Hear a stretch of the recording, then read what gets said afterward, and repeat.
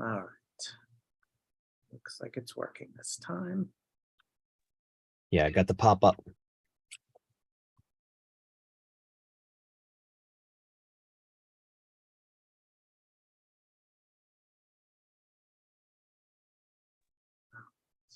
All right.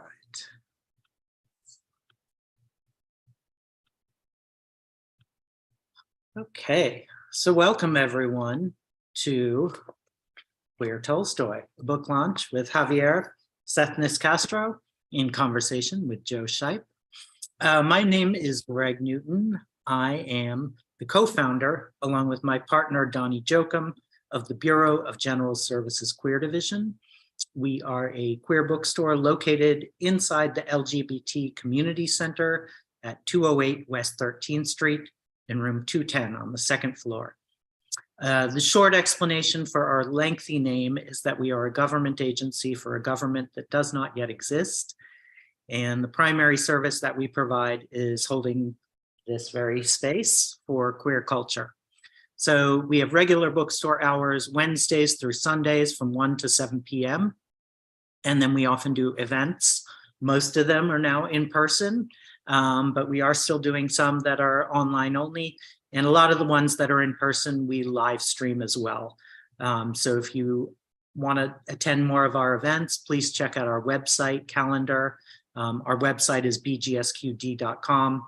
I'll put a link into the chat later for our events calendar, and you can see that. But I'm going to get started by making a quick land acknowledgement and then introducing our two panelists. So the Bureau acknowledges that our organization operates on the unceded land of the Munsee Lenape. We are actively seeking to partner with and provide material support to a local queer Indigenous organization. And we hope to make an announcement about this partnership in the near future. But in the meantime, we encourage you to join the Bureau in signing up to make a monthly donation to the American Indian Community House's Mannahatta Fund. The Mannahatta Fund, according to its website, is an invitation to all settlers and non-Native people who wish to acknowledge the legacy of theft and genocide that comprise the history of New York City and the United States. And the website for that is mannahattafund.org. I'll also put that in the chat function as well, so you can find out more about that. So our two panelists, Javier Sethnis Castro is a primary care provider and the author and editor of 4 other books, namely Imperiled Life, For a Free Nature, Eros and Revolution, and I Am Action, all in addition to Queer Tolstoy, the book we're here for tonight. And Joe Shipe is a father to dachshunds, an exploited proletarian, like so many of us, a hater of fascism, and the coordinator of anarchist political ecology. So please give them a warm and very visible welcome tonight. Awesome. Thank you so much, Greg. It's an absolute pleasure to be here, and thank you for all the work coordinating this event. I'm Joe Shipe, and I'm here with Javier Sethnis Castro. I'd like to start by thank you for your attendance. Although registration for tonight's event was free, we do encourage you to make a donation to the Solidarity Collectives, a Ukrainian anti-authoritarian volunteer network that supports the resistance movement to the Russian invasion and provides relief to those who are affected. The group's website is linked on the Eventbrite, and we'll also share it in the chat and YouTube as well. With that, we're here to talk about Lev Tolstoy, or Leo Tolstoy, or Count Tolstoy, or any of the other many names and titles of Lev Nikolaevich Tolstoy, who was as diverse in being as he was in names. Complex, sometimes hypocritical, Lev was not just known in his time as a great author and poet, but also as a visionary, a revolutionary in ethics and politics, a believer in Christian anarchism, a challenger to power in all its forms. Lev Tolstoy lived from 1928 to 1910. He was contemporaneous in his own country with Russian Tsar Alexander II and Alexander III, and later in life with Tsarist Nicholas II. He was born into wealth and rank, Russia at the time being a quasi-feudal capitalism with deep disparity in social classes that included the scourge of imperial rule and the horrors of serfdom. Tolstoy's life had many epochs. Young adulthood that included an eventful and traumatizing experience in the military, Tolstoy that many know as the great author, writing bestsellers even in his own time. Then Tolstoy, the social experimenter, using his home base of Yasna Polyana as a springboard for radical experimentation in education, eating, and social ranking. A place where holy fools, mystics, seekers, and the like would come and stay to attempt new worlds.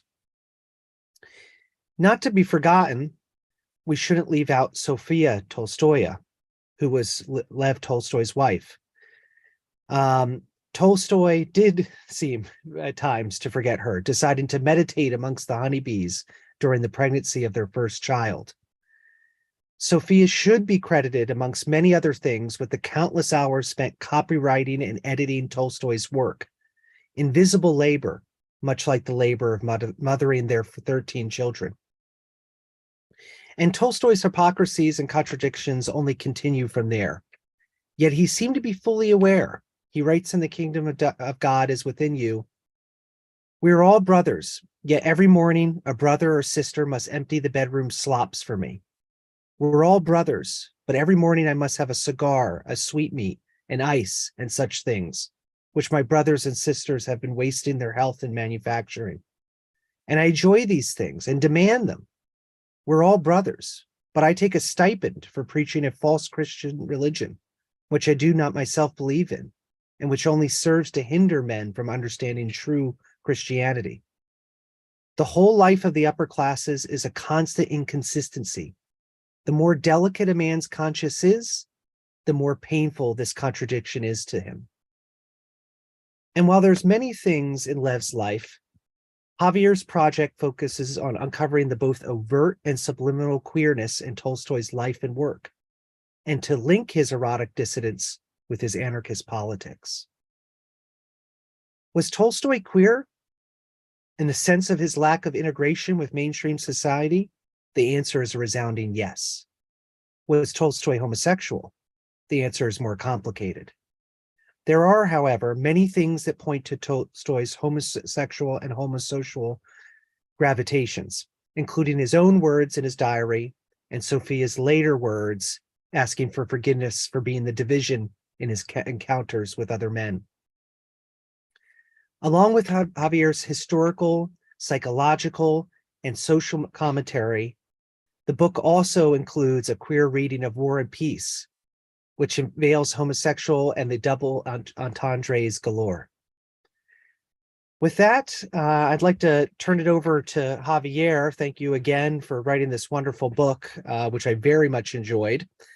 Let's start with the hard-hitting questions on queer and queerness. What drove your interest in studying this under-researched area in Tolstoy's life? First of all, thanks so much to you, Joe, and to the Bureau for hosting this event, and all of you for tuning in. To answer your question, my mother, Maria Castro, who is an art historian, would often tell me in childhood that art is usually autobiographical. The filmmaker Federico Fellini agreed. Take Ernest Hemingway or George Orwell's volunteering in the Spanish Civil War, which yielded such classic works as For Whom the Bell Tolls and Homage to Catalunya. Or consider Steven Spielberg's films, Schindler's List, Saving Private Ryan, and Octavia Butler's novels, The Parable of the Sower and of the Talents. In much the same way, Lev Nikolaevich Tolstoy's art is highly autobiographical. The Count drew from personal and family experiences to create some of his best-known artworks, from the Sebastopol sketches to the Cossacks, War and Peace, Anna Karenina, The Death of Ivan Ilyich, and Haji Murat, among others. So when I write that queerness permeates Tolstoyan art, I'm also suggesting that this artistic queerness represents autobiographical disclosure, as I engage at the same time in a kind of self-analysis to see how queerness influences my own life, along with Tolstoy's biography and artworks, plus the human condition. Initially, I had just planned to analyze Tolstoy's artistic critique of war and militarism, which is realistic, humanistic, and anti-authoritarian, while considering some of the implications for left-wing authoritarianism today, especially in the light of the resurgence of fascism and neo-Stalinism. But I was struck in my readings by the palpable homoeroticism that pervades Tolstoy's art. So I refocused the project into a psychoanalytical examination of the links between the artist's erotic dissidence and his anarchist politics. In other words, this is a study of his queer anarchism. Besides Tolstoy's writings and biographies, this journey led me to research, among other things, Bruce Perry's findings about Malcolm X's youthful gay relationships, Edward Carpenter's progressive studies of homosexuality, Russian and Ukrainian LGBTQ plus history, the lesbian attractions that Tolstoy's wife, Sofia Andreevna Tolstaya, includes in her own art, the lesbian and bisexual women's participation in the Easter Rising of 1916, comrade love in the Paris Commune and the Russian Revolution, and what the late Chris Chitty, describes as the, quote, ancient association of same-sex eroticism with the hatred of tyranny, end quote, which dates back at least to classical Greece. With time, I noticed that intimate emotional bonds with other men were constants in Tolstoy's psychogeography, both in terms of his life and his imagination as expressed artistically. Besides including a brief review in Perry's style of the subject's homoerotic life, Queer Tolstoy features Freudian, Fromian, and Marcusian lenses, in the sense that I apply Sigmund Freud's concepts of infantile sexuality, universal bisexuality, and polymorphous perversity, Erich Fromm's critique of necrophilia and authoritarianism, and simultaneous promotion of meaning and freedom, and Herbert Marcuse's championing of eros, or the life drive, to interpret Tolstoy's life and art within its political and historical context. Of these concepts, let me briefly explain Freud's ideas about universal bisexuality and polymorphous perversity. Freud, being the father of psychoanalysis, hypothesized that we are all bisexual, in the sense of both integrating male and female elements and having pansexual attractions. And by the way, Charles Darwin would appear to agree with the former point here, considering his view that, quote, every man and woman is hermaphrodite, end quote. In 3 essays on the theory of sexuality, Freud proposes that human beings are sexual from birth, and that our libido, or sex drive, expresses itself in polymorphous, perverse ways. I, for one, believe that our attachments and attractions do manifest in wide-ranging, kaleidoscopic, and yes, polymorphous fashion. So while Freud and many of his followers were not necessarily friendly with the LGBTQ plus community, 2 of the notable exceptions being Marcuse and the anarchist psychiatrist Otto Gross, I believe that some Freudian concepts are still useful for us. Moreover, by writing Queer Tolstoy, I sought to resist the heterosexist presumption that LGBTQ plus people and experience should remain invisible, together with the Russian state's aggressive homonegativity. This is despite its official boosting and opportunistic use of some of Tolstoy's lyricism, regardless of his excommunication by the Russian Orthodox Church. President Vladimir Putin's queerphobia is crystallized in the criminalization of quote-unquote non-traditional sexual relations and gender presentations in Russia, previously having been limited to minors, but now having been extended to the entire population. The Russian LGBT network has been officially branded a foreign agent. This is not to mention genocidal crimes committed against the queer community in Chechnya under Putin's satrap, Ramzan Kadyrov. Thank you, Javier. I must admit, I somewhat struggle with the word queer, and so it's probably fitting both the book and our host use that word so that I can come to terms with it. It's got a history as being a pejorative, but preserving the word queer seems crucial in counterbalancing the weaponization of terms like traditional family values, that is. Terms used as a way to suppress sexuality, art, love, and new ways of being. Can you tell me about your reaction to the term queer and why you thought it was fitting to describe Tolstoy? Sure. I mean, I hear your concern about the term, although I suspect there might be a generational gap here. I read recently a letter to the Guardian, letter to the editor of the Guardian, which was written by a 55-year-old gay man who requested that the paper not use the Q word because he found it insulting and derogatory. By contrast, the queer identity resonates for younger people with the LGBTQ plus community of which I'm a part, and I'm sure beyond that as well. But in the book, I do use queer to refer to sexual deviance and freely chosen LGBTQ plus desire, as well as the intersection of LGBT experience and political radicalism. Going back to Freud and Marcuse, I believe queerness to be a synonym for polymorphous perversity and eros. Along these lines, I emphasize the lesbian continuum, which is hypothesized by Adrian Rich, together with Freud's ideas about a parallel gay continuum, which ties together the homosocial, homophilic, and homosexual worlds. While I remain critical of the toxic masculinity often exhibited by gay, bisexual, and straight men, Tolstoy not excluded. As you rightly pointed out in your introductory comments, Joe, Tolstoy was not homosexual per se. By no means do I mean to erase his long marriage with Sofia Andreevna, who gave birth to 13 of their children, much less his sexual relationships with other women. If I had to classify the count, I would say he was bisexual, which is consistent indeed with Freudian theory. With this in mind, plus considering his dikost, which is a Russian word meaning daring, wildness, or iconoclasm, I thought the title Queer Tolstoy was fitting. In the introduction to my book, which is now available open access on the Routledge website, or rather on the Taylor and Francis website, I briefly review 19 same-sex relationships that I could glean from Tolstoy's homoerotic biography.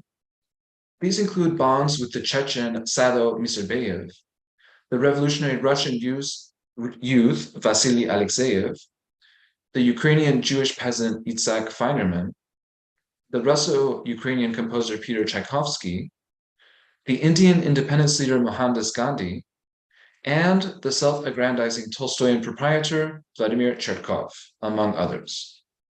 Lev Nikolaevich himself admits to 8 other gay attachments early on in his personal diaries. Considering the artist's hypersexual impulses, these likely only represent the proverbial tip of the iceberg for Tolstoy's same-sex experiences. If we look to the research of Nina Nikitina, senior researcher at Yasnaya Polyana, Tolstoy's estate, she writes that Tolstoy, quote, read love signs all the time and was in their power, end quote. He certainly sought love as mutual recognition and connection, as emphasized by humanistic psychoanalysts like Jessica Benjamin. These themes feature especially in War and Peace, a canvas on which Tolstoy's alter egos discover spontaneous same-sex attractions on the battlefield and behind the front lines, as comrades collectively resisting Emperor Napoleon Bonaparte's onslaught. These include platonic and deeply felt lesbian and gay bonds between Princess Maria Bolkonskaya and Julie Karagina on the one hand, and between Prince Andrei Bolkonsky and Captain Tushin on the other. Plus, as during World War I, soldiers will fraternize homoerotically and agree to ceasefires across the lines of control. Thank you, Javier. Moving from the bedroom to the battlefield, Tolstoy is known for bringing the realities of war and imperialism home to Russians.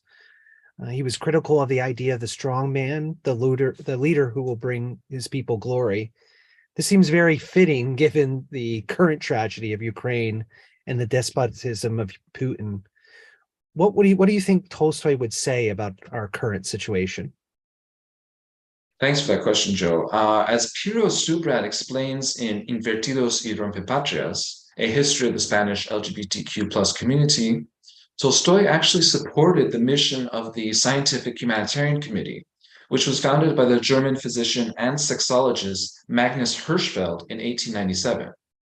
This committee, the first LGBT rights organization in history, sought to repeal paragraph 175 of the German Criminal Code, which was used to criminalize male homosexuality from 1871 to 1994. In this light, Tolstoy would have likely been horrified by Putin's war on the queer community, which has actually resonated with Republicans here in the US. Both of these conservative authoritarian power groups are dehumanizing and inciting violence against us, with the Daily Wire commentator Michael Knowles even calling it this year's CPAC, Conservative Political Action Conference, for trans people to be eradicated from public life entirely. The state of Tennessee has now criminalized drag. Meanwhile, Patriarch Kirill, the head of the Russian Orthodox Church, has sought to cast Russia's invasion of Ukraine as retribution for the LGBTQ plus pride marches that the country has hosted, just as Putin's forces have wielded wanton sexual violence against the LGBT community in occupied Ukraine. I believe that Lev Nikolaevich would have spoken out against such queerphobic hatred and ultraviolence. Although some of his descendants, like the United Russia representative Pyotr Tolstoy or Vladimir Tolstoy, Putin's actual cultural advisor, although they are undoubtedly reactionaries, Tolstoy, were he alive today, would most likely be condemning Russia's war on Ukraine and its nuclear blackmail. He would certainly be standing in solidarity with the Ukrainian defenders and Russian protesters. Concretely, I imagine he would be involved with journalistic efforts to uncover the brutal realities of the war in defiance of state media narratives, official censorship, and Putin's megalomania. I further suspect that he would support war resistance, such as the sabotage taken up by the combat organization of anarcho-communists, plus conscientious objection and desertion from the battlefield.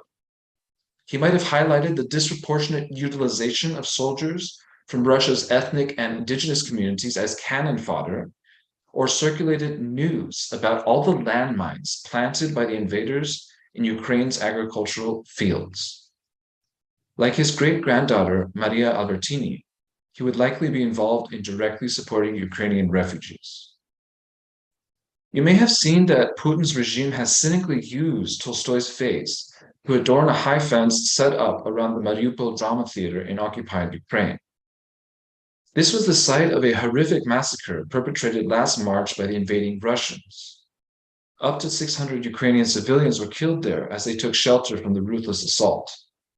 The same month, in Mariupol, a Russian airstrike destroyed the Arkhip Kunzi Art Museum, which had hosted paintings by the renowned artist born in the same city of Mariupol.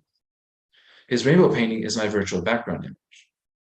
Needless to say, Tolstoy, who inspired the Russian Revolution so despised by Putin, and who remains excommunicated by the Orthodox Church, would not conceivably have consented to such use of his image. Considering the fate of Alexei Navalny, the main leader of the anti-Putin opposition, whose views are much more conservative than Tolstoy's, and who is currently a political prisoner in a maximum security facility outside of Moscow, as Daniel Roher, the director of the Oscar-winning documentary about his poisoning, reminds us, Tolstoy probably would have been imprisoned or assassinated under Putin's regime, as the critic Boris Nemtsov and journalist Anna Politkovskaya, among many others, have been. Indeed, as I discussed in the book, Tolstoy very nearly was imprisoned and executed when the translation of an openly anarchist essay of his appeared in the English press in 1891. It was really only thanks to the intervention of his high-ranking cousin, the courtier Alexandrine Tolstaya, that Lev Nikolaevich survived this incident. In sum here, it's crucial that Ukraine wins this war against Russia and liberate its occupied territories. As the Russian socialist movement points out, and I quote, Russian history is replete with examples of military setbacks abroad that have led to major change at home, end quote. Tsar Nicholas I's death from stress and or suicide in 1855, as his empire suffered setbacks in the Crimean War, brought Alexander II's formal abolition of serfdom closer, just as it opened up new possibilities for radical struggle from below. During World War I, Russian casualties, poor morale, and mass desertion, blamed in part on Tolstoy's ideas, contributed to the coming of the revolution. Rather than continue to blackmail the world with nuclear weapons and mobilize lies about Ukrainian Nazis to rationalize atrocities, Putin must be thoroughly defeated on the battlefield so that his regime falls too. Absolutely agree there. So Tolstoy in his life and his works points to history not being steered by leaders or great men, but by people. His critical view of the idolization of the strong man, the leader who will bring his people glory, again parallels what we're witnessing today with Putin in Russia and his own country, where folks put their faith in him instead of the people. It's an Yes. Oh, Sorry to interrupt. No, please. no. Sorry. It's an interesting reconciliation, though, of both the people and the strong man. Absolutely, that's right. As Tolstoy describes in the Confession, it was the common people's faith that saved him from taking his life during the spiritual crisis he experienced at the end of the 1870s, after finishing Anna Karenina. When he was younger as well, peasant women saved him from drowning in the Volga River, while his wet nurse was a serf woman named Avdotia Ziabreva. In reality, just before he passed away, Tolstoy was asking about the peasants.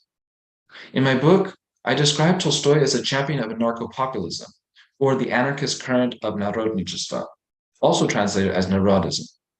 This was a revolutionary anti-Tsarist movement of the 19th and 20th centuries that envisioned an agrarian socialist future for Russia. Besides Tolstoy, its main proponents were Herzen, Bakunin, Chernyshevsky, and Lavrov. By the way, this was before Plekhanov and Lenin introduced Marxism to the empire. Some forerunners of anarcho-populism included men of 1812 like Tolstoy's distant cousin, General Sergei Volkonsky. The men of 1812 were veteran officers from the 1812 war against Napoleon.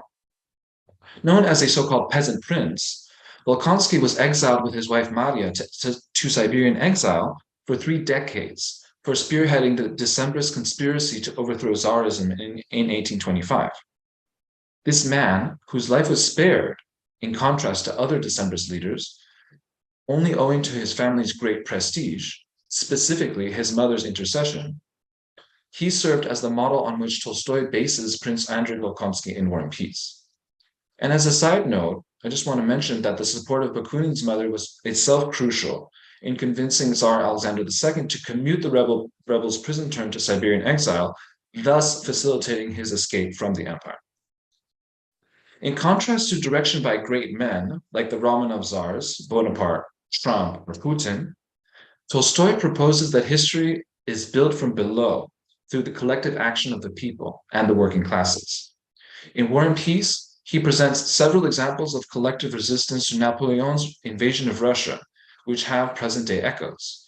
These include the need to support Ukraine's legitimate self-defense against the Russian onslaught, the imperative of unionizing and socializing the global economy, and the necessity of a worldwide transition to wind, water, and solar energy.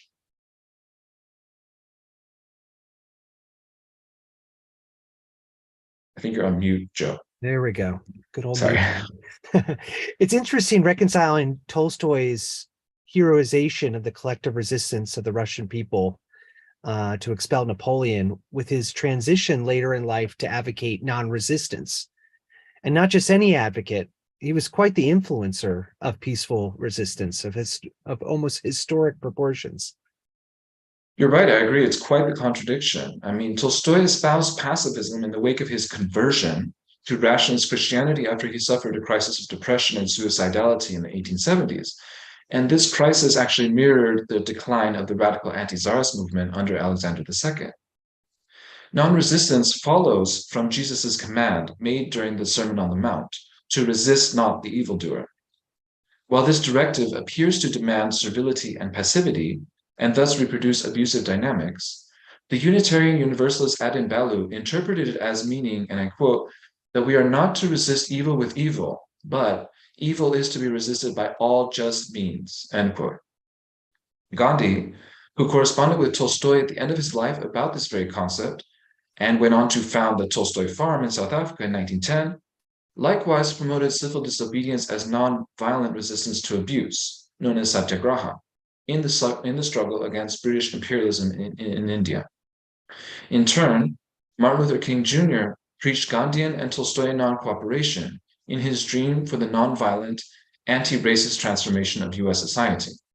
Still, the theory of non-resistance has clear limits. If we were to take the injunction not to resist the evildoer literally, then the Ukrainians would have to surrender to Putin. The communards of Paris, the Kronstadt sailors, the Jews of the Warsaw Ghetto, and Syrians and Palestinians should not have risen up. And women and minorities should not complain or organize, but simply grin and bear everything. This is a self-defeating current in Tolstoy's thought that amounts to a, quote, betrayal of the cause of the oppressed, end quote, in the words of the Italian anarchist Enrico Malatesta, and, quote, an enclosure of his own position, end quote, as my comrade Sean McFessel writes. Indeed, this tension may speak to Tolstoy's war trauma and fragmented sense of identity. After all, throughout his life, he in fact did resist abuse, and he admired and enshrined resistance to authority. Thank you, Javier. As you aptly put in your book, alienation is universal under capitalism. I'm all too familiar with that feeling. And while Tolstoy wasn't under modern capitalism's yoke, he did live under a system of extreme disparity and social restriction. In reaction to this, his life appeared to be a journey of seeking a better way, a kingdom of God here on earth. And such, he turned to an interesting form of spiritualism. Could you talk a little bit about that? Sure. While fighting at the siege of Sevastopol during the Crimean War in 1855, Tolstoy experienced an epiphany just after the death of Tsar Nicholas. He then proposed the stupendous idea of founding a new religion based on the actual teachings of Jesus the Nazarene, rather than established church dogmas or mysticism. This dream state expressed the artist's therapeutic desire to contest the death-dealing authority of church and state by promoting human union. It is reproduced in War and Peace during Prince Andrei's trance, as he lies injured at the Battle of Austerlitz, and affirms the utopian desire for peace while experiencing a psychedelic queer epiphany. Tolstoy's passionate engagement with Christianity is based in the evangelical message of the Gospels, not church rituals. His was a non-Orthodox Christianity. Indeed, Tolstoy's new translation of the Gospels ends with Jesus' crucifixion at Golgotha and excludes most mention of miracles, including, above all, the resurrection. Although Tolstoy became more openly didactic after his spiritual crisis, his Christian anarchism can also be gleaned from his earlier writings, including War and Peace. In this work, Pierre Bezhukov, another Tolstoyan alter ego, becomes a Freemason after separating from his first wife, Hélène. By introducing this radical homosocial association, which anticipates Pierre's joining of the Decembrists at the book's end, Tolstoy presents an interpretation of Christianity that is freed, quote unquote, from the bonds of state and church, a teaching of equality, brotherhood, and love. Along these lines, the anarcho-communist Peter Kropotkin admired Freemasonry for advancing self-organization in Russia, while the Tsars feared precisely the free-thinking and autonomy it stimulated. In middle age, the Count took up vegetarianism, renounced hunting, adopted strict pacifism, and condemned the libido, regardless of how unhappy this latter position would leave his wife, Sofia Andreevna. Such ascetic changes may have resulted from Tolstoy's encounters with death anxiety as he aged, an intensification of underlying bipolar depression, a queer dissatisfaction with straight conventions, and/or the artist's lifelong attempt to observe his principles and so prefigure the kingdom of God. While he did not succeed in meeting his goal of living simply and peacefully in an egalitarian community, much less of redistributing his lands and estates, these contradictions drove the tragic flight of this so-called proletarian lord in October of 1910. Thank you, Javier. We delve deeply, or you delve deeply, I should say, into the philosophy and psychology of Lev Tolstoy. You've done something similar in your previous work on Marcuse, Eros and Revolution. What gravitates you to these fields? And further, how can we connect Tolstoy's philosophy to our own lives? Well, like Lev Nikolaevich, I'm a seeker, a resident and stranger. In my writings, I challenge the divisions that are often drawn between mind and body, idealism and materialism, and psychiatry and medicine. As Marcuse, Gross, and Tolstoy knew, these realms are actually connected.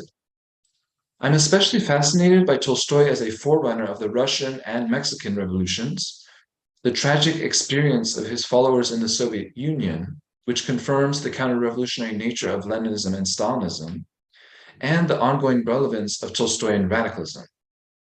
I'm intrigued by the artist's critiques of violence, hierarchy, and despotism, his work in popular education and famine relief, his engagements with Islam, Buddhism, and Taoism, his support for erotic, political, and moral self-determination, his existential emphasis on creating meaning in the face of death, his queerness, of course, and his inspiration of plant-based pacifist communes guided by ideals of peaceful revolution and universal brotherhood.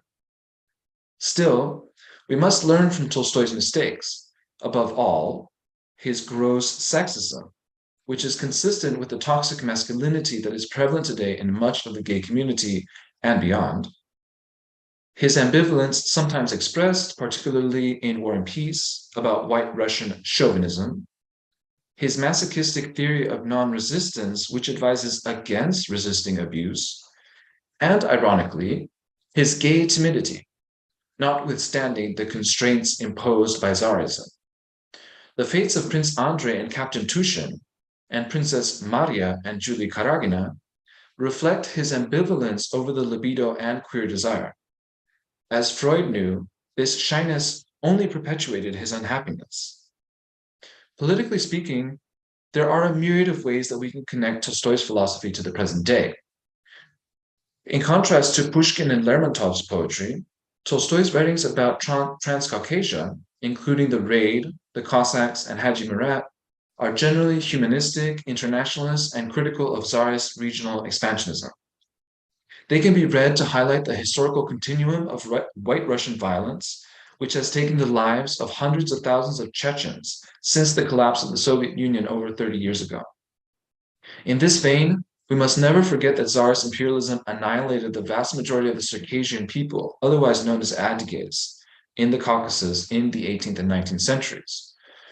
We should also channel Tolstoyan anti-war realism, but not dogmatic pacifism, to reject the left-right alliance that is converging against Ukraine.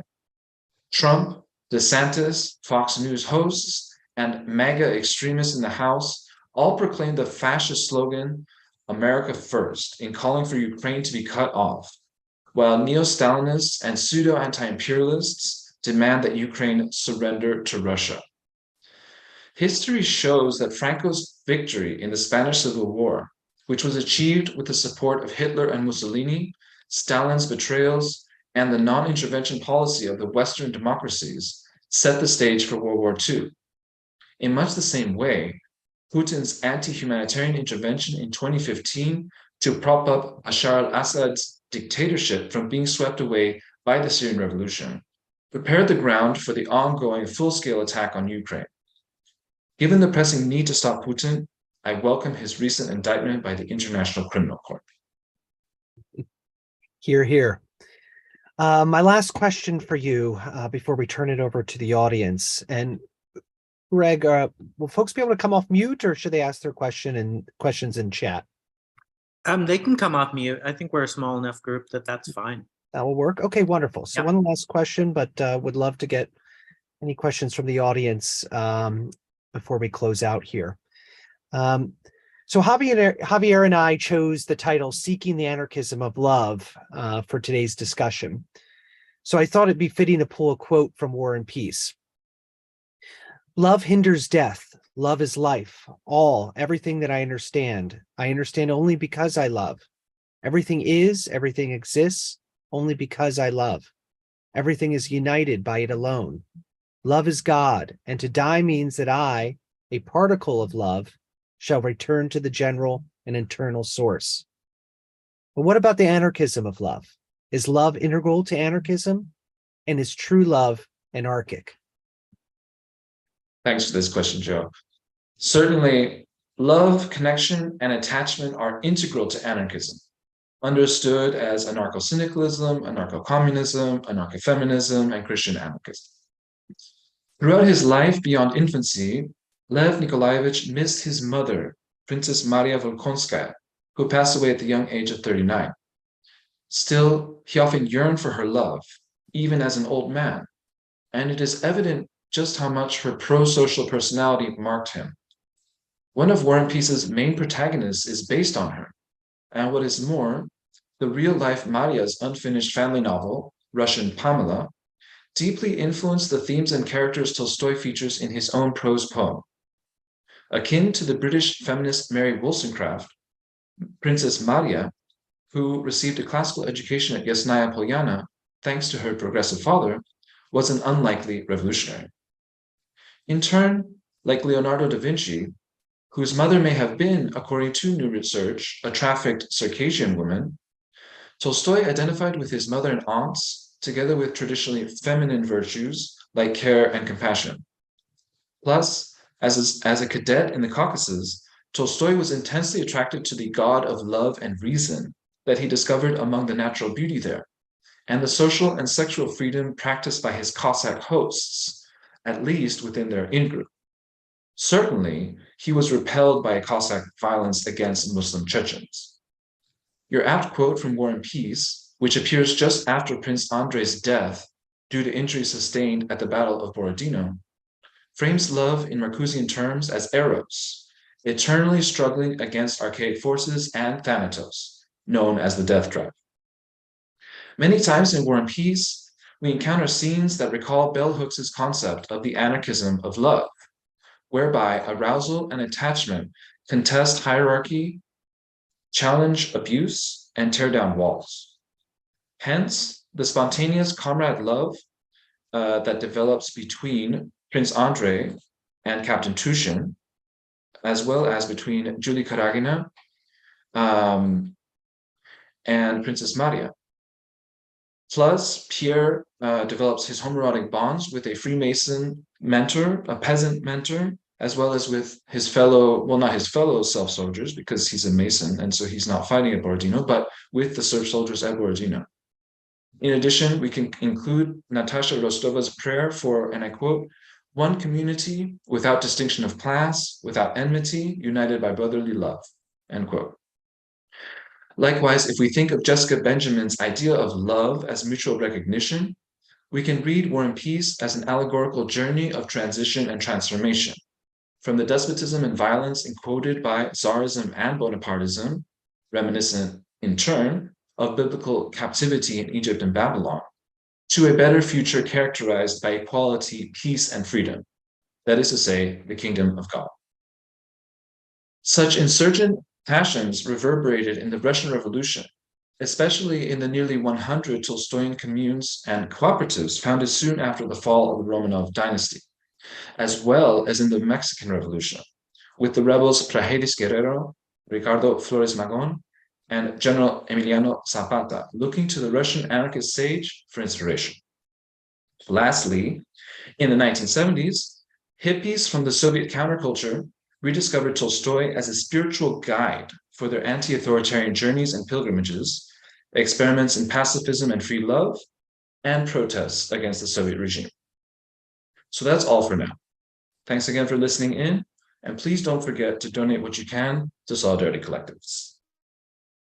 Awesome. Thank you so much, Javier. Very much appreciated. I think we have a few more minutes in case anyone from the audience has a question. I invite you to come off mute.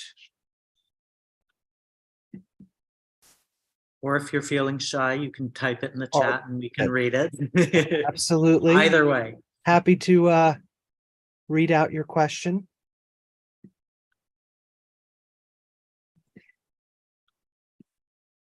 And while folks are, oh, Robert, perfect. Hi, Javier.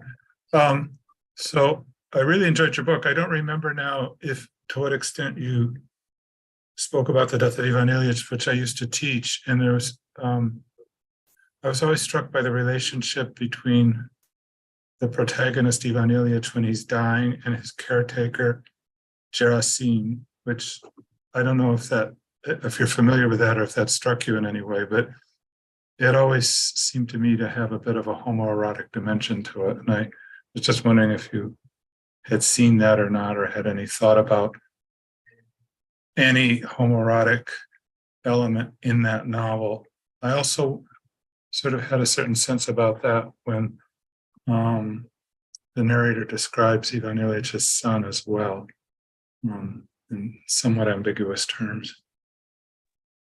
Sure. Yeah. Thanks for that question, Robert. I actually, we should have disclosed this before, but my manuscript is divided into two parts. So the second part of the manuscript that I'm still working on and revising does include coverage of Ivan Ilyich. It's more a treatment of Tolstoy's latter half of his life, when he did indeed write The Death of Ivan Ilyich. And I agree with you, Robert. I very much agree that the relationship between Ivan Ilyich and the peasant Gerasim, his servant, is intensely homoerotic, even homosexual.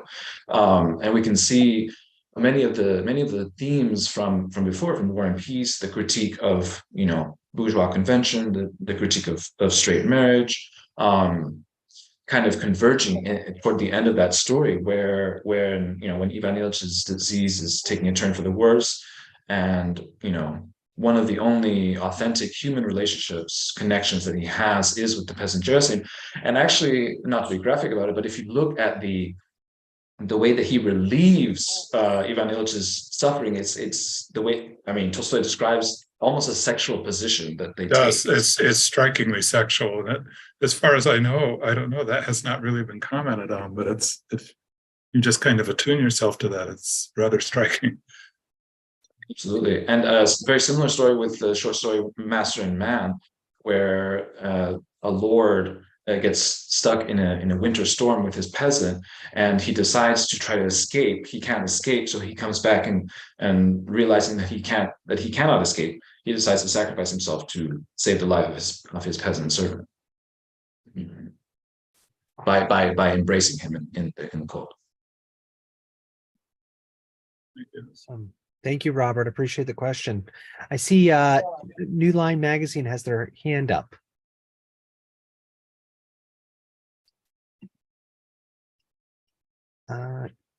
If you Okay, sorry about that.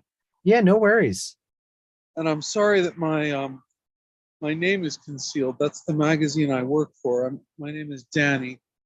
And Javier, it's congratulations on the book. It's great to finally meet you in real time. This is Danny Postel. Hello, Danny. I'm wondering what the sort of the guardians of Russian culture, official Russian culture, and so Russian nationalist intellectuals, cultural conservatives in Russia, fascist thinkers like Alexander Dugin. What do they think of Tolstoy? Where does Tolstoy stand in this sort of, because on the one hand, of course, he is considered one of the greatest Russian figures that Russia is very proud of, right, on the world stage, as you were saying earlier. On the other hand, based on everything you said, that you would think that these right-wing nationalist, fascist, reactionary thinkers would be very uncomfortable with Tolstoy. So I'm just wondering if how that tension plays out. Yeah, that's a great question. Thanks, Danny. I'm not sure I can answer it very well, but let's try. So, definitely, the focus of my book is not so much post-Soviet Russia or the 21st century, although I do talk about it a bit.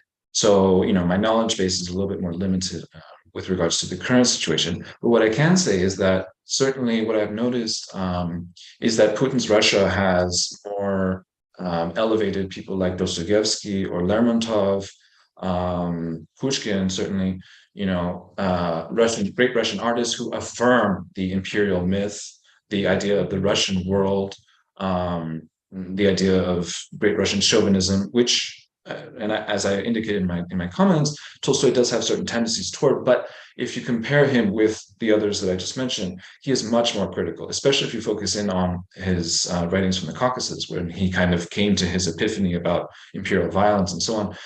And then it just went from there, because if you look at his youthful experiences in the Caucasus, his alienation in the military, that very much informs War and Peace. And then later in his life, when he developed his radical pacifist Christian anarchist theory in the last 30 years of his life or so, then he became very profoundly entrenched in all of that. And he was very involved with all these kind of direct actions, conscientious objection, desertion, encouraging these kinds of things. So of course it's logical and natural that, as we've seen, that there's been very little discussion actually, or boosting of Tolstoy in Putin's Russia. There is some limited, as far as I know, limited use of War and Peace, because as I mentioned before, it does have some tendencies toward Russian patriotism.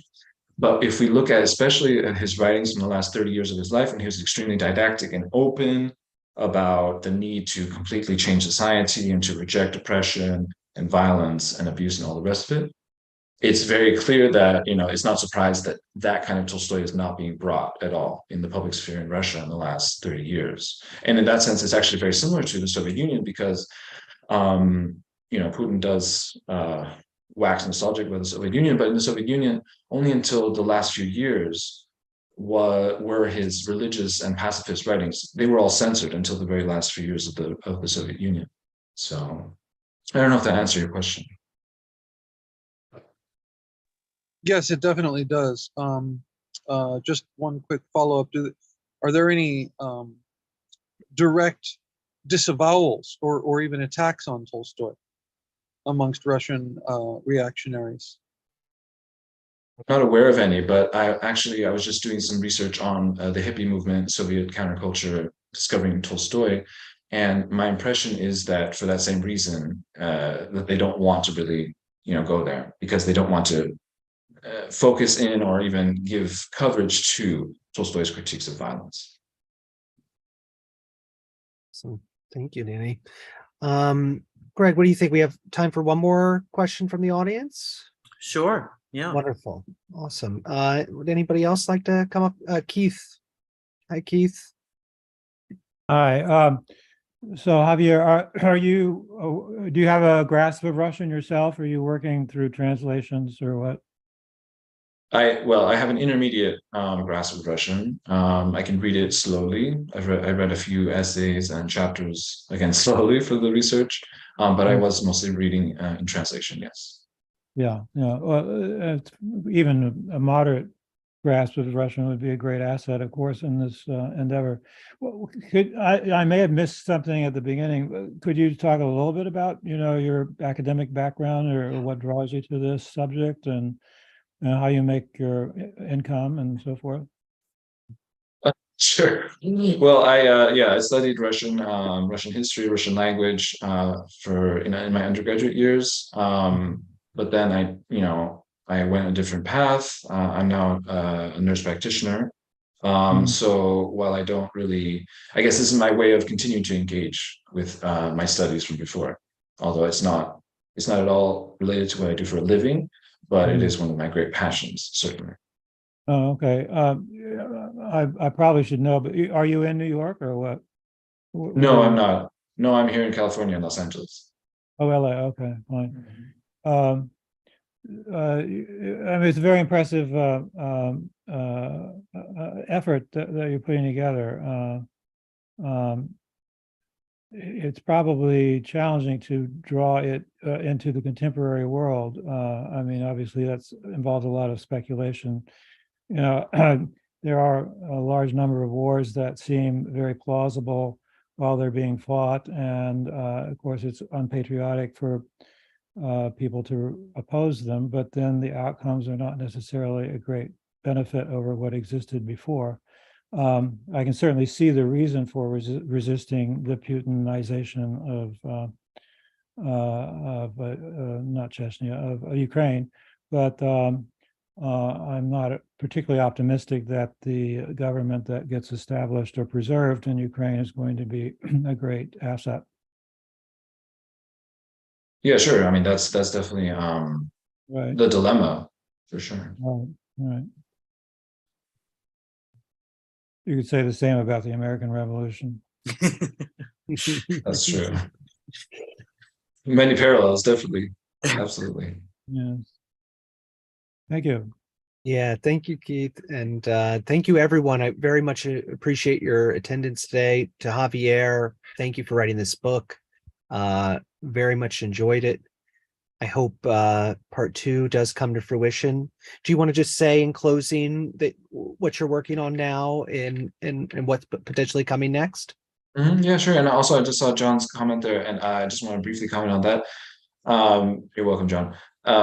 Thanks for reading it. No, it's true. Buddhism and Taoism are very central in Tolstoy's kind of metaphysics, his ethics, his theology.